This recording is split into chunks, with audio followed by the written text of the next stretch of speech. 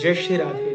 युधिष्ठिर ने भगवान कृष्ण से प्रश्न पूछा कि प्रभु, श्रावण मास के शुक्ल पक्ष की कौन सी एकादशी होती है और इस एकादशी को रखने की क्या महत्वता है, इसकी क्या कथा है? कृपया करके आप मुझे इन सब बातों को विस्तार से बताइए। तो भगवान कृष्ण युधिष्ठिर को बताते हैं कि हे कुंती पुत्र, यह जो श्रावण शुक्ल पक्ष की एकादशी है, इसका नाम है पुत्रता एकादशी और इस एकादशी को पवित्रा एकादशी के नाम से भी जाना जाता है। प्राचीन काल में जब द्वापर युग का समय था, उस समय महिष्मतीपुर नाम का एक राज्य था, जिनके राजा का नाम था राजा महीजीत। और वो अपनी प्रजा का इतना सुंदर पालन किया करते थे जैसे कोई पिता अपनी संतान का पालन किया करता है। उनके राज्य में कोई भी धन अन्यायपूर्वक नहीं आता था, ना वो किसी से अन्यायपूर्वक धन लेते थे और अपने जीवन को सदैव सदाचार में रखा करते थे। पूजा पाठ किया करते थे, ब्राह्मण संतों वैष्णवों की, गौ माता की, सबकी सेवा किया करते थे और इन सब को सेवा करते हुए अपने राज्य का बड़े सुंदर से वो पालन किया करते थे। राजा के पास सब प्रकार का ऐश्वर्य था, कोई कमी नहीं थी। बस कमी थी तो किसी चीज की, उनके घर में कोई उस राजवंश को चलाने वाली कोई संतान नहीं थी, कोई पुत्र नहीं था। राजा को सदैव ये चिंता लगी रहती थी कि मेरी अगर कोई संतति नहीं होगी तो आगे चल करके इस प्रजा का पालन कौन करेगा और मेरे जाने के बाद मेरे राज्य में जितने लोग हैं इनकी रक्षा कौन करेगा। उसके मन में सदैव ही चिंता बनी रहती थी। एक बार उसने अपने उस राज्य के समस्त पुरोहितों को बुलाया और पुरोहितों को बुला करके उसने अपनी जो वेदना थी सबके समक्ष उसको निवेदन किया। अब भैया प्रजा तो खूब सब राजा से प्रेम करती थी, उसके व्यवहार से प्रेम करती थी। तो जितने भी पुरोहित थे उन्होंने कहा, राजन आप चिंता मत कीजिए, इसका कोई ना कोई हम उपाय अवश्य ढूंढते हैं। और उस समय आप जानते हैं ऋषि मुनि सब विराजमान रहा करते थे पृथ्वी पर, धरती पर ही। तो उन्होंने कहा कि भैया ऋषि मुनि के किसी आश्रम में जाते हैं, जो भी ऋषि मुनि मिलेंगे उनसे अपने राजा की बात को कहेंगे। तो वो भैया अपने ही राज्य के आसपास के जंगलों में उन्होंने विचरण करना प्रारंभ किया और जंगलों में विचरण करते करते करते करते कई दिन बीत गए और जाकर के एक स्थान पर पहुंचे जो बड़ा भैया बहुत ही सुंदर था। वहां झरने बह रहे थे, खूब सुंदर वन था, बगीचा बना हुआ था। तो वहां पर उनका मिलन किससे हुआ?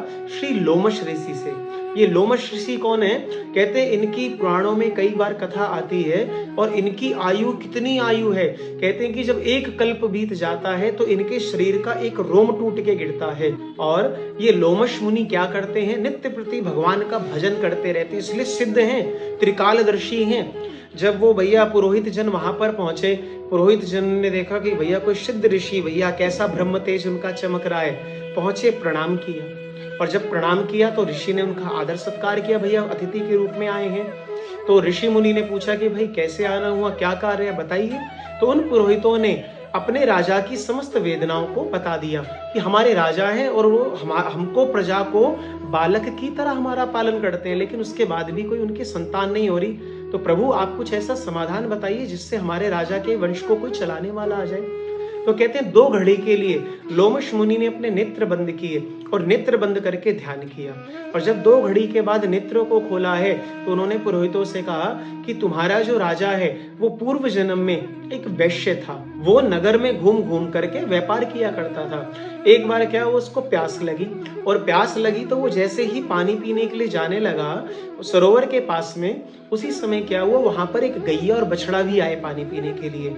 और उसने देखा जैसे भैया गैया और वो अपने बछड़े के सहित उसमें पानी पी रही है, इसको लगा अरे मैं यहाँ पानी पी रहा हूँ, ये पी रही है। उसने क्या किया, उस वैश्य ने तुरंत उसको धक्का मार करके वहां से भगा दिया, उनको पानी पीने नहीं दिया।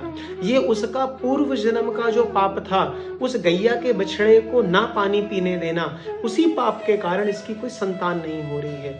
और हमारे द्वारा किए गए जो भी पाप हैं भैया उसका फल तो हमें मिलता है। तो जैसे ही लोमश मुनि ने ये कथा बताई उसके पूर्व जन्म की, तो पुरोहितों ने हाथ जोड़ के कहा कि प्रभु उनसे पूर्व जन्म में जो भी दिक्कत हुई, जो भी उनसे गलती हुई, तो उसका कोई प्रायश्चित तो होगा, कोई समाधान तो होगा। तो लोमश मुनि ने कहा हाँ समाधान तो है। तो क्या समाधान है प्रभु? तो उन्होंने कहा आप अपने राजन से कहिएगा श्रावण मास के शुक्ल पक्ष की एकादशी का व्रत करे। इस व्रत की इतनी महिमा है कि जैसे ही वो व्रत को रखेंगे और इसका पारायण आदि करेंगे, समय अनुसार उनके यहाँ पर भी उनको पुत्र की प्राप्ति होगी।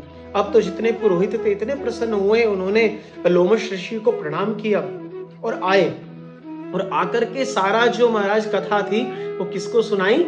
राजा को सुना दी। राजा सुन के बड़ा प्रसन्न हुआ और जैसे ही ये श्रावण मास के शुक्ल पक्ष की एकादशी आई, कहते हैं केवल राजा ने नहीं, संपूर्ण प्रजा ने, क्यों? राजा से प्रेम करती थी ना, संपूर्ण प्रजा ने क्या किया? सुंदर एकादशी का व्रत रखा, द्वादशी को पारायण किया और एकादशी व्रत का जितना उनका पुण्य अर्जित था, उन्होंने सब पुण्य किसको? राजा को अर्पित कर दिया।